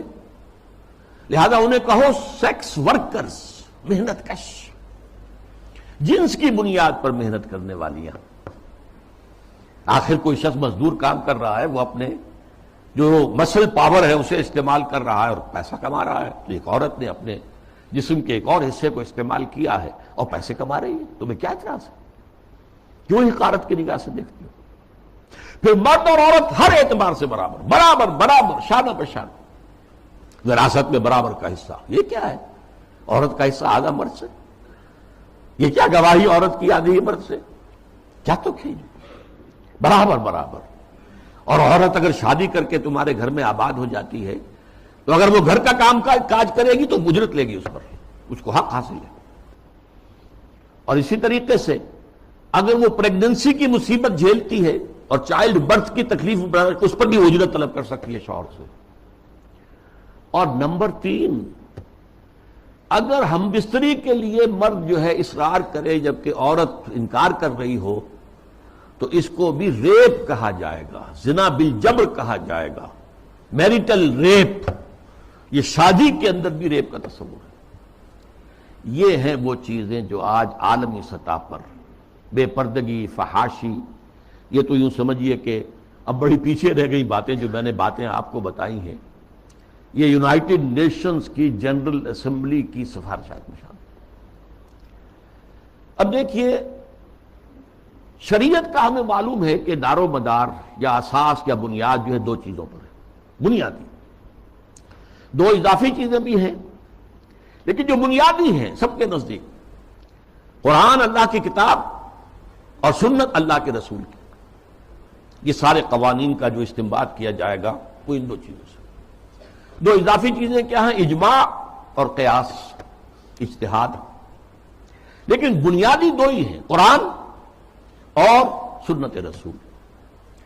لیکن خاص طور پر جب تہذیب کا معاملہ آتا ہے، تہذیب کے معاملے میں قرآن، سنت رسول، اور سب سے اہم ہے رسول سے محبت، رسول کی تعظیم. وہ مرکز ملت ہے دائم اور قائم ہمیشہ کے لیے. مرکز ملت وہ ہے اللہ کا رسول ہے صلی اللہ علیہ وسلم. ان کی تعظیم میں کمی ہوگی تو دین کی جڑ ختم ہو جائے، تہذیب ختم ہو جائے. ان کی اطاعت ہی نہیں، اتباع. ان کا اتباع اگر نہیں ہوگا تو تہذیب اسلامی نہیں رہے گی. پھر میں آپ کو اقبال کا شعر سنا رہا ہوں، وہ مصطفیٰ پر اساں خیش را کے دی ہماؤس، اگر بہو نہ رسیدی تمام بو نہ بیست. یہی وجہ ہے. دیکھیے، ویسے تو یہ مضامین سورہ حجرات کے درس میں نے تفصیل سے بیان کیے. مرکزی شخصیت جو ہے ہمیشہ کے لیے امت مسلمہ کے اندر، باقی چھوٹی چھوٹی قیادتیں ادھر ادھر، کوئی پاکستان میں قائد اعظم بن گیا، کوئی بونگ بندو بن گیا، کوئی اور جو ہے وہ کارنو جو ہے وہ لیڈر بن گیا، یہ ہے سب. لیکن اصل لیڈر، اصل شخصیت، مرکزی شخصیت پورے عالم اسلام کے اندر وہ محمد رسول اللہ کے صلی اللہ علیہ وسلم. ان سے محبت، ان کی تعظیم، سوء ادب بھی نہ ہو جائے. ان کی آواز سے اوپر اپنی آواز کہیں کر دو گے تو سارے اعمال ہبط ہو جائیں گے. یا ایھا الذین آمنوا لا ترفعوا اصواتکم فوق صوت النبی ولا تجهروا له بالقول كجهر بعضكم لبعض ان تحبط اعمالكم وانتم لا تشعرون. میں تفصیل سے عرض کرتا رہا ہوں کہ صحابہ کے دور میں تو مطلب تھا حضور کی آواز سے اونچی آواز کر کے بات کرنا. اب کیا ہے؟ حضور کی بات کے مقابلے میں اپنی بات لانا. حضور نے تو یہ کہا نہیں میری رائے ہے. واہ، اگر آپ نے مان لیا کہ حضور نے یہ فرمایا ہے تو پھر آپ کون ہیں؟ یہ تمام اعمال صالحہ، ساری تمہارے کرتوت جو بھی تم نے کمائی کی ہے سب ضائع ہو جائیں گے، تمہیں پتہ بھی نہیں چلے گا. بھائی میں نے کوئی گناہ کبیرہ تو نہیں کیا، میں نے کوئی اور نہ زنا کیا، نہ شراب پی ہے، نہ کچھ اور کیا ہے. انتم لا تشعرون، تمہیں شعور بھی نہیں ہوگا، اور تمہاری ساری جو بھی اب تک کی کارگزاری ہے، تمہارے اعمال ہیں، وہ سب ہبط ہو جائے۔ اب دیکھیے اس پر ٹو پرونگڈ حملہ ہو رہا ہے مغرب سے۔ نمبر ایک، محمد صلی اللہ علیہ وسلم کی شخصیت کو مجروح کر دو۔ یہ کام پہلے بھی ہوا ہے، لیکن یہ بڑے مصنفین کی کتابوں میں ہوا، بڑے محدود پیمانے پر ہوا۔ اب جو ہوا ہے آپ نے دیکھا توہین رسالت کا معاملہ، اور جتنے بڑے پیمانے پر حضور کے کارٹون بنا کر شائع کیے گئے، انہوں نے دیکھ لیا ہے، ٹھیک ہے، عالم اسلام کا رد عمل کیا ہے؟ کوئی جلوس نکل آئے، کوئی توڑ پھوڑ ہو گئی، کوئی اپنا ہی بگاڑا ہے، ہمارا کیا بگاڑا؟ اس اعتبار سے غور طلب بات یہ ہے، ایک بار جو ہے کاری کیا ہے انہوں نے، اور دیکھ لیا کہ ہے کوئی تھوڑے سے لوگ ہیں، کوئی دقیانوسی ہیں، کوئی جذباتی ہیں، ویسے بھی وہ لوگ عام طور پر ان پڑھ ہیں یا مولوی ملاٹے ہیں، بس ان کا اثر انہوں نے قبول کیا ہے۔ کسی حکومت نے کوئی قدم اٹھایا؟ حضور کی شخصیت کو بس کر، اس کا ایک بہت بڑا مظاہرہ یورپ کے کتنے اخبارات نے وہ شائع کر دی، اور کسی طرح سے کوئی معذرت نہیں۔ اور دوسرا معاملہ یہی ہے کہ حدیث کا استخفاف کرو، اور سنت رسول جو ہے وہ اس کی حجیت کو ختم کر دو۔ اب دیکھیے اس پر جو ہے تفریق بین اللہ والرسل، اس کی پشت پر پورا عالم مغرب ہے، یہودی بھی، عیسائی بھی، اور سب سے بڑھ کر عالمی میڈیا، اس سے بھی بڑھ کر civil supreme power on earth, the United States of America, وہ اس کی پشت پر ارب ہا ارب ڈالر خرچ کیے جا رہے ہیں این جی اوز پر، اور ان این جی اوز کا کام کیا ہے؟ مسلم تہذیب کی بیخ کا نہیں۔ یہ جو ہنٹنگٹن نے کہا ہے کہ یہ ذرا لوہے کا چنا ہے، اس کو چبانے کے لیے ذرا لوہے والے دانت ہی چاہیے، ان الحدید بالحدید یفلح، لوہے کو تو لوہا ہی کاٹ سکتا ہے۔ نظام تعلیم کے اندر بنیادی تبدیلیاں کر دی گئی۔ پھر آغا خان فاؤنڈیشن کو امتحانات اور نصاب وغیرہ کا معاملہ ان کے حوالے کر دیا ہے۔ یہ سارا کیا ہے؟ یہ امریکہ اور دوسری طرف عالم اسلام میں جو اس کے پٹھو بیٹھے ہوئے حکمران، ماڈلز، روشن خیالی کے نام سے اور اعتدال پسندی کے نام سے جو پرچار ہو رہا ہے، جو ایوان صدر سے پرچار ہوتا ہے، حکومت کی سطحوں پر، مختلف سطحوں پر پرچار ہو رہا ہے، اور سب سے زیادہ یہ کہ اب میڈیا کے اوپر جو پرچار ہو رہا ہے، اور میڈیا کی جو پہنچ ہے اس کا آپ اندازہ کیجیے۔ اس کے ضمن میں خاص طور پر میں آپ سے ذکر کر دوں، جس طرح ہنٹنگٹن کا ذکر آیا ہے، ایسے ہی رینڈ کارپوریشن کی سفارشات چند مہینے پہلے وہ آئی۔ یہ سب سے بڑا ٹاپ کا تھنک ٹینک ہے امریکہ کا۔ اس نے تجزیہ کیا ہے، اپنے لوگوں کو بتایا، اپنی حکومت کو بتایا ہے کہ مسلمان سب ایک جیسے نہیں ہیں، مسلمان چار طرح کے ہیں۔ نمبر ایک ہے فنڈامنٹلسٹ، جو اسلام کو صرف ایک مذہب نہیں سمجھتے بلکہ ایک سیاسی، معاشی اور سماجی نظام بھی سمجھتے ہیں۔ ان سے تو ہماری جنگ ہے، ان سے ہماری دشمنی ہے، انہیں ہر قیمت پر ختم کرنا ہی کرنا ہے، یہ فنڈامنٹلسٹ ہے۔ نمبر دو پر ٹریڈیشنلسٹ ہیں، روایت پسند علماء، ان کے مدرسے ہیں، قال اللہ قال رسول ہے، انہیں نظام سے کوئی بحث نہیں ہوتی، تو یہ فی نفس ہی تو یہ کوئی خطرناک نہیں ہے، لیکن اگر کہیں یہ فنڈامنٹلسٹ کے ساتھ مل جائے تو بہت خطرناک ہے۔ اس کی وجہ کیا ہے کہ انہیں جو ایکسپوژر حاصل ہوتا ہے، ہر جمعے کو لوگ آ رہے ہیں کھچے ہوئے، کوئی اور جماعت جو ہے، کوئی سیاسی جماعت چھوٹا سا جلسہ بھی کرے گی تو کتنے کھکیڑ بول لے گی، پوسٹر شائع کرے گی، کوئی ڈنڈورا پیٹے گی، کچھ اور کرے گی، اشتہار اخبارات میں دے گی۔ یہاں جو ہے کہ خود بخود ہو رہا ہے، کچے دھاگے سے بندے آئیں گے سرکار میں، اور اکثر مسلمان آتے ہیں تو نہا دھو کر اچھے کپڑے پہن کر آتے ہیں، تاکہ ایک اچھے ماحول میں خوشبو لگا کر آؤ، تاکہ اچھا ماحول ہو، پسینے کی بدبوؤں سے طبیعتیں منغص نہ ہو جائیں۔ تو یہ ٹریڈیشنلسٹ جو ہے، ان کا ایکسپوژر بہت بڑا ہے۔ اگر یہ فنڈامنٹل کے ساتھ مل جائے تو بہت خطرناک ہے۔ پھر انہوں نے اس پر مشورہ بھی دیا ہے، ان کو ان کے باہمی مسلکانہ اور مذہبانہ جو اختلافات ہیں ان کے اندر لگائے رکھو، بھڑکاؤ ان کو تاکہ اور ادھر ادھر نہ دیکھ سکے۔ تیسرے نمبر پر اس نے کہا کہ ماڈرنسٹ ہے، ایسے دانشور ہیں کہ جو اسلام کی تعبیر ایسی کر رہے ہیں اسلامی تہذیب کی کہ جو ہماری تہذیب کے ساتھ کمپیٹیبل ہے، جڑ جاتی ہے، مل جاتی ہے، وہ ہماری تہذیب کے لیے کوئی چیلنج نہیں رہتی، وہ تعبیر۔ یہ جو ماڈرنسٹ دانشور ہیں ان کی ضرورت ہے کہ ان کو سپورٹ کیا جائے، ان کی مدد کی جائے، اور خاص طور پر الیکٹرانک میڈیا میں ان کو ایکسپوجر دیا جائے۔ یہ نوٹ کیجئے، یہ ساری چیزیں جو ہو رہی ہیں، ڈانڈے کہاں مل رہے ہیں، کہاں سے آ رہی ہیں ہدایات، کس کی طرف سے پالیسی لائنز جو ہے فکس کی گئی ہیں۔ میڈیا پر ان کو ایکسپوجر دیا جائے، اس لیے کہ ظاہر بات ہے مسجد میں تو کوئی ان کی بات سنے گا نہیں، کون کھڑا ہونے دے گا ان کو ممبر پر، لہذا ان کے لیے ذریعہ جو ہے اس سے کہیں زیادہ وسیع اب ذریعہ ہمارے پاس میڈیا کا ہے، اس پر ایکسپوجر دو۔ چوتھے انہوں نے کہا کہ مسلمانوں میں بھی بڑی تعداد ہے جو خالص سیکولر ہو چکے ہیں، وہ تو ہمارے ہیں ہی ہیں، وہ سمجھتے ہیں کہ یہ نماز روزہ ہے تو بس انفرادی مسئلہ ہے، کوئی کرے نہ کرے، لیکن یہ ہے کہ اس کا ریاست سے، حکومت سے، قانون سے، تہذیب سے، تمدن سے کوئی واسطہ نہیں۔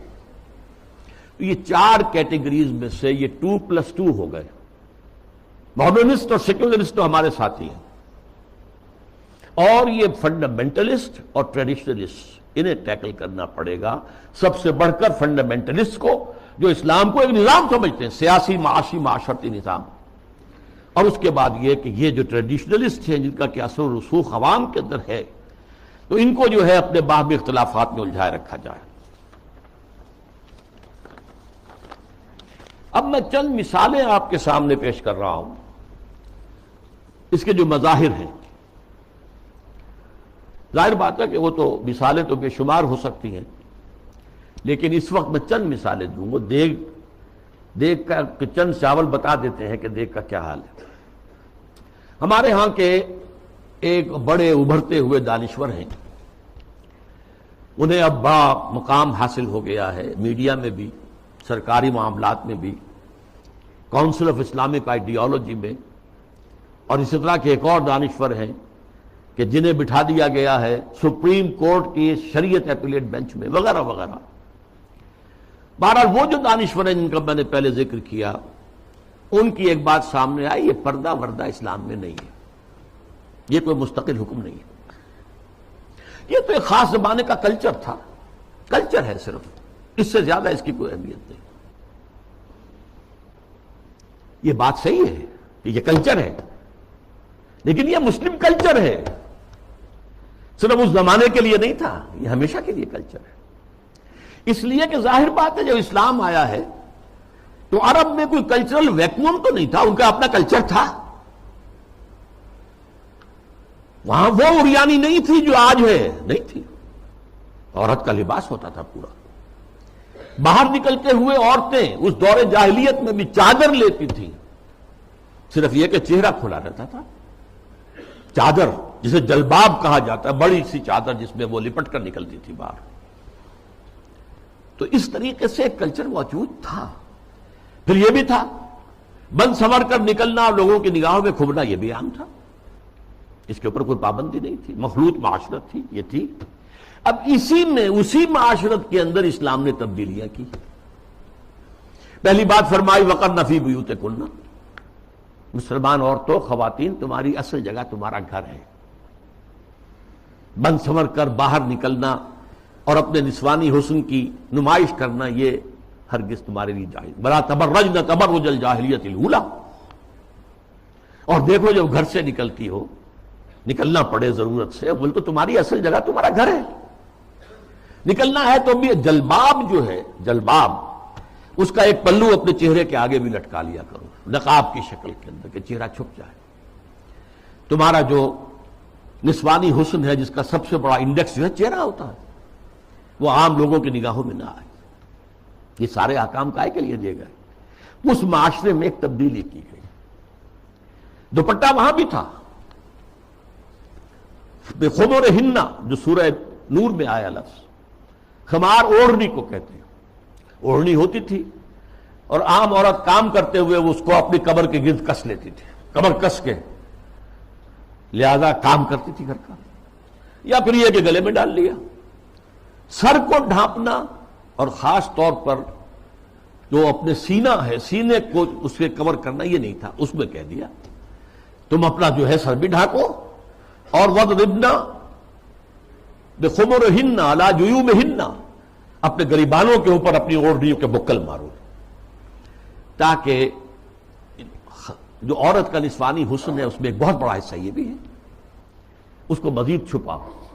کرتا تو پہلے سے تھا، لیکن یہ وَضْرِبْنَ بِخُمُرِهِنَّ عَلَى جُيُوبِهِنَّ، یہ جو تمہارے خمار ہیں، جو تمہاری یہ اوڑھنیاں ہیں، ان کے ذرا بکل بھی مار لیا کرو اپنے اوپر۔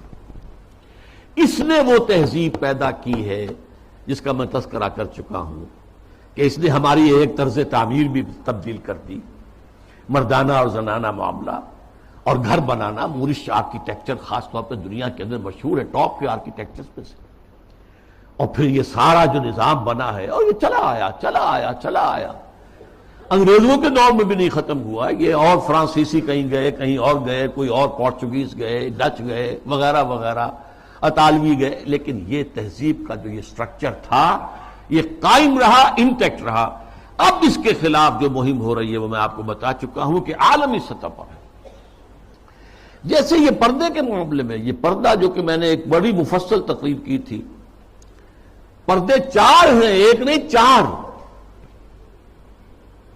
پہلا پردہ جو ایک پورے کرٹن کی طرح گویا کہ ہمارے پورے معاشرے کے اندر تنا ہوا ہے، وہ سیگریگیشن آف سیکسز، عورتوں اور مردوں کو علیحدہ کرو، مخلوط معاشرت نہ۔ دعوت ولیمہ ہو رہی ہے تو ایک طرف عورتیں ہیں، دوسری طرف مرد ہیں، مخلوط نہیں۔ لیکن اب مخلوط بھی ہوتی، وہ تو جدید تہذیب جو ہے جیسے جیسے پھیل رہی ہے، اور کمال یہ کرتے ہیں کہ دولہا اور دلہن کو سجی سجائی دلہن کو لا کر جو ہے وہ وہاں پر اسٹیج پر بٹھا دیتے ہیں۔ بڑھ رہا ہے کینسر جو ہے وہ آگے سے آگے بڑھ رہا ہے۔ پہلا پردہ سیگریگیشن، ٹھیک ہے، کوئی کام کرنے کی پابندیاں نہیں ہے، تعلیم حاصل کرنے پر پابندی نہیں ہے، لیکن یہ کہ سیگریگیشن کے ساتھ ہوگا جو بھی معاملہ ہوگا۔ میں تفصیل سے کر چکا ہوں، وہ میری تقریر کے ویڈیو بھی ہیں، آڈیو بھی ہیں، وغیرہ وغیرہ، اور شاید وہ کہیں مضمون کی شکل میں میثاق میں چھپ بھی چکی ہو۔ اگلا پردہ کیا ہے کہ عورت گھر سے نکلے تو یا جلباب کے اندر لپٹی ہوئی ہو، اور یا یہ ہے کہ پھر اسی کی ایک شکل بن گئی، وہ لپٹی ہوئی بھی ہو، اپنے چہرے کے اوپر ایک اس کا حصہ پلو لٹکا بھی لے، اسی کی شکل بعد میں برقعے کی شکل میں آ گئی، آسانی ہو گئی۔ جلباب میں ہے تو آپ کا ایک ہاتھ جو ہے عورت کا وہ چادر کو سنبھالنے پر لگے گا، صرف ایک ہاتھ فری ہوگا۔ اگر آپ نے برقع اوڑھ لیا ہے اور نقاب بھی ڈالا ہوا ہے، دونوں ہاتھ فری ہیں۔ ڈاکٹر کے ہاں جانا ہے، بچے کو لے کر دکھانا ہے، بچے کو گود میں لیا اور ایک ہاتھ میں بوتل لے رکھی ہے دوا کے لیے، ورنہ یہ ہے کہ معاملہ مشکل ہو جائے گا۔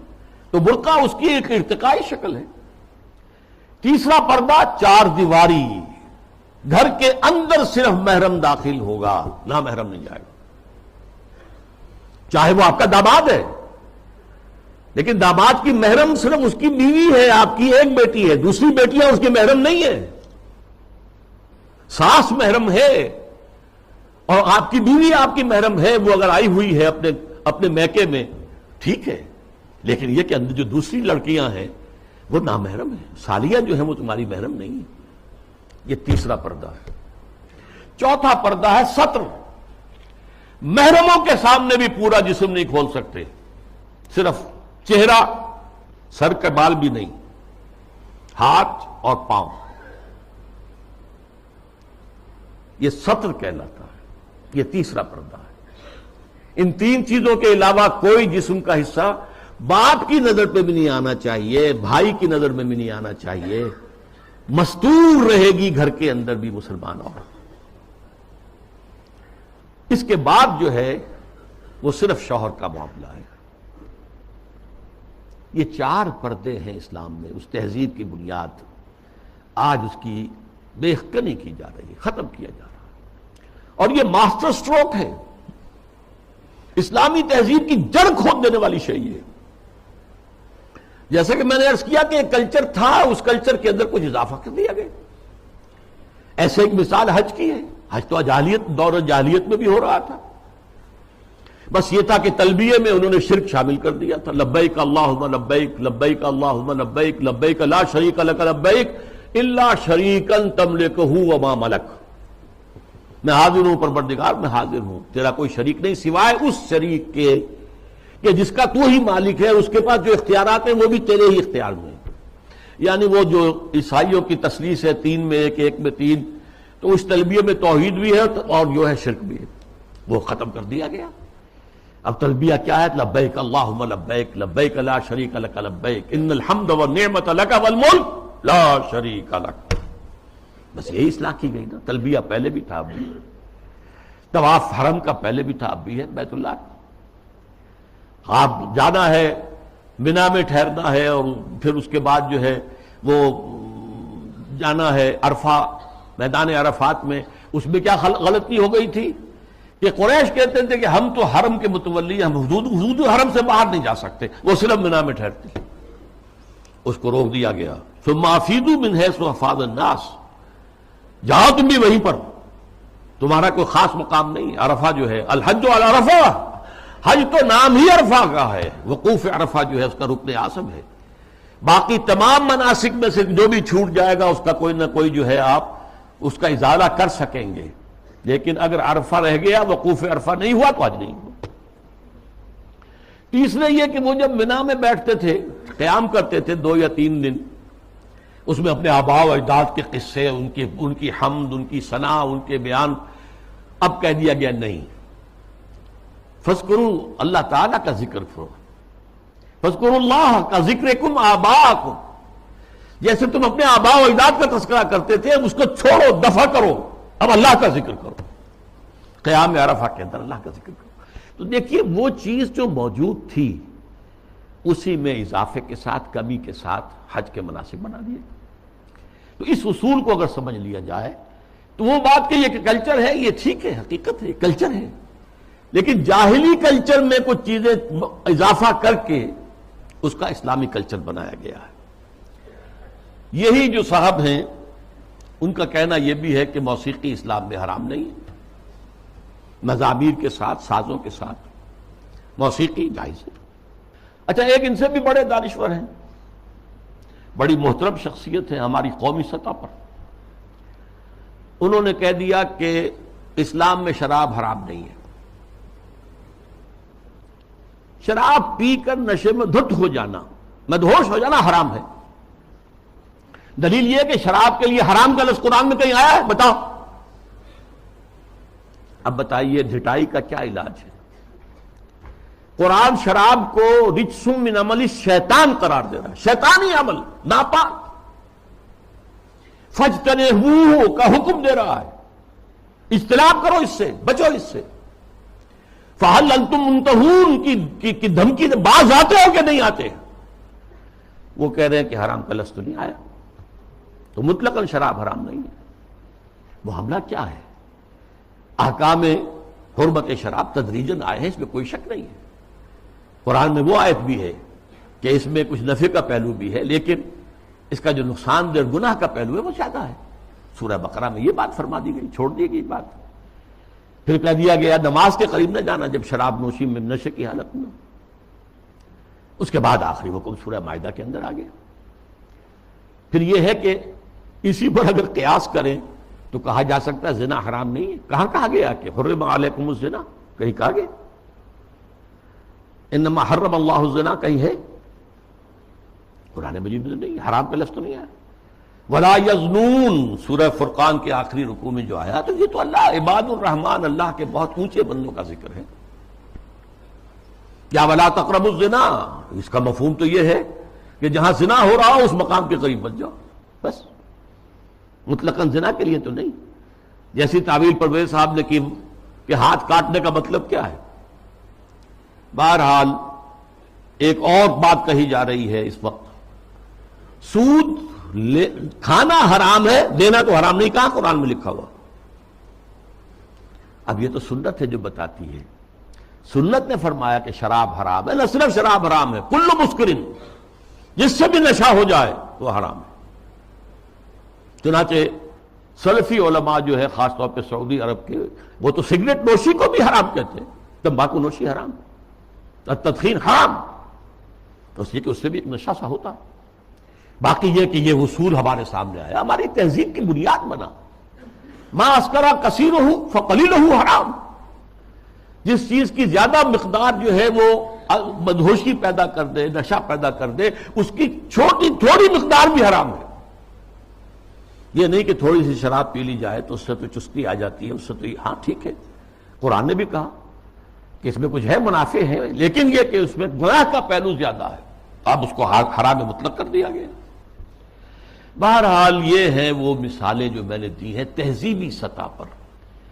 باقی جو اور کام ہو رہے ہیں جو اسلام کی بہکنی کے لیے، لیکن تہذیب، مسلمانوں کی تہذیب جو تاحال کچھ انٹیکٹ چلی آ رہی تھی اور ابھی کچھ اثرات اس کے باقی ہیں، جس سے کہ کلیش آف سویلائزیشن جو ہے اس کے اندر قرار دیا گیا، مسلمان تہذیب جو ہے وہ ہمارے لیے ایک چیلنج ہے، جس کے لیے کہ اب ایک بڑا میڈیا اور اربوں ڈالر خرچ کیے جا رہے ہیں۔ اسی میں ایک ہائر لیول پر ایک بات اور بھی ہے، اور یہ بہت سویپنگ ہے۔ قرآن کو بھی اب نہیں چھوڑا گیا، اس پر بھی حملہ ہے۔ قرآن سے بھی صرف اصول لیے جائیں گے، اسپیسیفکس، معین احکام قرآن کے جو ہے وہ صرف اپنے دور کے لیے تھے۔ اگر زنا کا، شادی شدہ مرد اور عورت کا، رجم کا ہے، یہ اپنے وقت کی بات ہے، یہ مطلقاً نہیں ہے، ہمیشہ کے لیے نہیں ہے۔ ہاتھ کاٹ دینا چوری کا، یہ اس دور کے لیے تھا، ہمیشہ کے لیے نہیں ہے۔ اصول لے لو، زنا نہیں ہونا چاہیے، اصول لے لو، چوری نہیں ہونی چاہیے۔ اسپیسیفکس جو ہیں خاص طور پر حدود و تعزیرات کے اندر، یہ صرف اس دور کے ماحول کے اعتبار سے تھی، یہ چیزیں لاگو نہیں ہیں۔ یعنی سنت تو سنت ہے، آگے قرآن کے اوپر بھی ہاتھ صاف کیا جا رہا ہے، بازی بازی بارش بابا ہم بازی۔ حالانکہ یہ بات نوٹ کر لیجئے کہ یہ ختم نبوت کی نفی ہے، اس لیے کہ تکمیل نبوت و رسالت جو ختم نبوت کا لازمی تقاضا ہے، اس کا مطلب تو یہ ہے کہ ہدایت آخری آ چکی اور دین کی تکمیل ہو چکی۔ الیوم اکملت لکم دینکم واتممت علیکم نعمتی ورضیت لکم الاسلام دینا۔ اگر دین ابھی عثمانی میں مکمل نہیں ہوا تھا اور قرآن جو ہے لفظ لفظ اس کا اگر لازم نہیں ہے تو ابھی نبوت ختم نہیں ہونی چاہیے تھی، پھر تو ابھی وحی کا دروازہ کھلا رہنا چاہیے تھا، جیسا کہ غلام محمد قادیانی نے کہا۔ اگر تو یہ چیزیں جو ہے ابھی اور تمدنی ارتقاء کے ساتھ، حالات کی تبدیلی کے ساتھ خود قرآن کے اندر بھی کوئی رد و بدل ہو سکتا ہے، تو پھر گویا کہ ہم نے ختم نبوت کی مہر توڑ دی۔ اسی لیے یہ ختم نبوت کا فتنہ، اس کی نفی، اس کی مہر کو توڑنا، غلام احمد قادیانی اور سنت کی اس طرح کی نفی جو غلام احمد پرویز کے ہاتھوں ہوئی ہے، یہ آپس میں بہت ایک دوسرے سے قریب ہے، حاصل دونوں کا ایک ہی ہے۔ اب جو نتیجہ میں نکال رہا ہوں، اس گمراہی کا جادو جو ہے وہ اب سر چڑھ کر بول رہا ہے، اور ایک عظیم سیلاب کے مانند اسلام کی بچی کھچی تہذیبی اقدار کو بھی ختم کرنے پر تلا ہوا ہے۔ آخر میں عرض کروں گا کہ اس کا علاج کیا ہے۔ واقعہ یہ ہے کہ علاج آسان نہیں ہے، لیکن ہمیں اپنی نجات کے لیے، اخروی فلاح کے لیے اپنی سی محنت اور سعی اور جہد کرنی ہی کرنی ہے، پیسیولی نہیں لینا ہے۔ ہاں باطل کا طوفان ہے، بہت سخت ہے، ٹھیک ہے، لیکن کھڑے رہنے کی کوشش کرنا، بلکہ اس کا رخ موڑنے کی کوشش کرنا۔ اصل تو اس کا رخ موڑے گا اگر کسی وقت اللہ کرے کہ یہ پاکستان کے نصیب میں ہو کہ کسی ملک میں اگر اسلامی نظام مکمل قائم کر کے دکھا دیا جائے دنیا کو، اس کی برکات لوگوں کو بچشم سر نظر آ جائے، تب اس دجالیت کا توڑ ممکن ہوگا، اس سیلاب کا رخ موڑا جا سکتا ہے۔ لیکن اس اصول کو عام کرنا، خود اپنے ذہن کے اندر بٹھا لینا کہ کتاب اللہ اور سنت رسول اللہ لازم و ملزوم ہے، ان کے درمیان متن اور شرح کا تعلق ہے، رشتہ جو ہے متن اور شرح، ایک متن ہے ایک اس کی شرح ہے، اور اس کی حتی الامکان ہر مسلمان تبلیغ کرے، اسے پھیلائے اپنے رشتہ داروں میں، اپنے قریبی لوگوں میں، اپنے عزیزوں میں، جہاں کام کرتا ہے وہاں کے جو اپنے کولیگز ہیں ان میں. اور دوسری اور اہم تر بات کیا ہے، ہم خود قائم رہے پورے کے پورے اسلامی اقدار پر. ہم اپنے گھروں میں اسلامی پردہ نافذ کریں، ستر و حجاب کے احکام نافذ کریں. یہ تو ہم کر سکتے ہیں. ابھی ہمارے ملک میں مصطفیٰ کمال پیدا نہیں ہوا، ٹھیک ہے، ایک شخص نے اس کو، مشرف صاحب نے آئیڈیل قرار دیا، لیکن ابھی کسی نے پردہ جو ہے اس کو لازماً منسوخ نہیں کیا، جیسا کہ ترکی میں ہو گیا. لیکن یہ کہ اگر ہم نے کیا ہے تو خود کیا ہے، مغربی تہذیب کو خود اپنے سینے سے لگایا ہے. شرعی پردہ نافذ کرو اور اسلامی تہذیب کے ساتھ چمٹ جاؤ، تمسک کرو. چاہے تم اجنبی ہو جاؤ، چاہے تمہیں دقیانوسی کہا جائے، چاہے تم پر پھپتیاں کسی جائیں کہ اگلے وقتوں کے ہے یہ لوگ انہیں کچھ نہ کہو، یہ فنڈامنٹلسٹ ہیں، یہ تاریخ خیال لوگ ہیں، یہ رجعت پسند قسم کے لوگ ہیں، یہ قدامت پرست لوگ ہیں، یہ کٹھ ملا ہیں، جو چاہے کہہ دے دنیا، لیکن برداشت کرو، کھڑے ہو جاؤ. وہی حدیث، اسی پر میں اپنی بات ختم کروں گا جو میں نے سنائی تھی، بدا الاسلام غریباً وسیعود کما بدا. آج اسلام کے غربت کا سب سے بڑا دور آ چکا ہے. پہلے ریاستی اور سیاسی سطح کے اوپر آیا تھا، پھر معاشی سطح کے اوپر آیا، پھر اب جو ہے تہذیبی سطح پر، سماجی سطح پر، آئلی قوانین پر، ستر و حجاب کے احکام پر، عصمت و عفت کی اقدار پر، شرم و حیا کے اقدار پر یہ جو حملہ ہے، یہ غرب بدا الاسلام غریباً وسیعود کما بدا، یہ اپنی انتہا کو پہنچ گیا. فطوبی للغرباء، تو ان لوگوں کے لیے تہنیت ہے، مبارکباد ہے جو اسلام کی اس غربت اور اجنبیت کے دور میں خود غریب بن جائیں، اجنبی بن جائیں، تانے سنیں لیکن کھڑے رہیں، اسلام کو اور اسلامی اقدار کو سینے سے لگائے رکھیں، چمٹے رہیں. وہ لوگ ہیں جن کے لیے مبارکباد ہے، تہنیت ہے، بشارتیں ہیں. اللہ تعالیٰ مجھے اور آپ کو اس معیار پر پورا اترنے کی توفیق عطا فرمائے. الحمدللہ الذی ہدانا لہذا وما کنا لنہتدی لولا ان ہدانا اللہ. جو بھی اللہ نے ہمیں ہدایت اپنی کتاب اور اپنے رسول کی سنت کے ذریعے سے عطا کی ہے، اس پر قلب کی گہرائیوں سے شکریہ ادا کیجیے. الحمدللہ الذی ہدانا لہذا وما کنا لنہتدی لولا ان ہدانا اللہ. ربنا لا تزغ قلوبنا بعد اذ ہدیتنا وہب لنا من لدنک رحمہ. اے اللہ تو نے ہدایت جو عطا فرمائی تھی امت مسلمہ کو، اب اس کے بعد اس کے دل کج نہ ہونے دے. اے اللہ اپنی حفاظت میں رکھ امت کو. اب اس کی بچی کچی اقدار کے خلاف بھی جو سیلاب آ رہا ہے، اے اللہ ہمیں توفیق دے کہ اس کے مقابلے کے اندر کھڑے ہو جائیں. ربنا لا تزغ قلوبنا بعد اذ ہدیتنا وہب لنا من لدنک رحمہ انک انت الوہاب. اللہم اغفر لنا ولآبائنا ولأمہاتنا ولجمیع المؤمنین والمؤمنات والمسلمین والمسلمات الاحیاء منہم والاموات انک سمیع مجیب الدعوات. اللہم اشف مرضانا، اللہم اشف مرضانا، اللہم اشف مرضانا. اللہم حبب الینا الایمان وزینہ فی قلوبنا وکرہ الینا الکفر والفسوق والعصیان. وصلی اللہ تعالی علی خیر خلقہ محمد وبارک وسلم تسلیما کثیرا کثیرا.